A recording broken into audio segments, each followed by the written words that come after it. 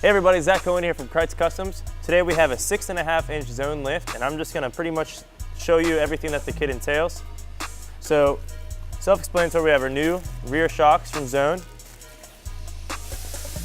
And then we have, for your front, we have your front passenger and driver side front differential drop brackets. So as you can see up here, you have both mounting holes for the original hole, and then you only have one hole on the bottom, and that's because we are going to cut off the front ear of your differential, shave it down, and we're doing that so it clears your rack without rubbing and making any noise.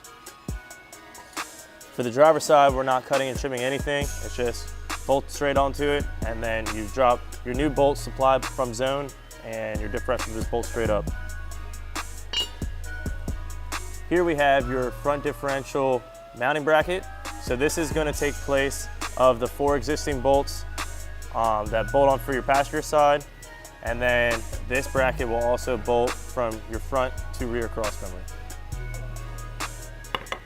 Moving on to here, we have your new skid plates. So this is your passenger side skid plate, and this is your driver side skid plate. Then we have your new knuckles, passenger side and driver side knuckles. And also on the back of here, you have your new ABS wire relocation, and it comes with all the brackets from Zone. We have your front axle spacers, very self-explanatory, they just bolt straight on, straight to the diff. We have your rear bump stops. You unbolt your rear bump stop with a 10mm, drop it down, and throw in the supplied hardware from Zone, and then your bump stop attaches to the bottom of your bracket. Over here we have your front strut spacers.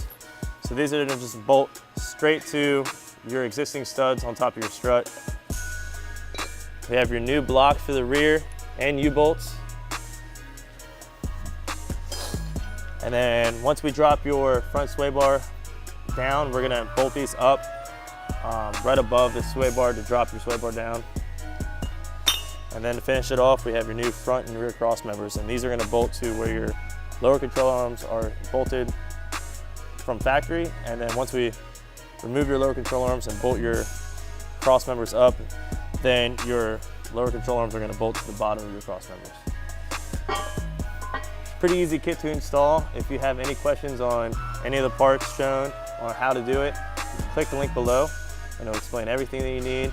And if you're interested in lifting your truck, visit us at www.krietzauto.com or call us at 301-694-4642. Thanks, and have a good day.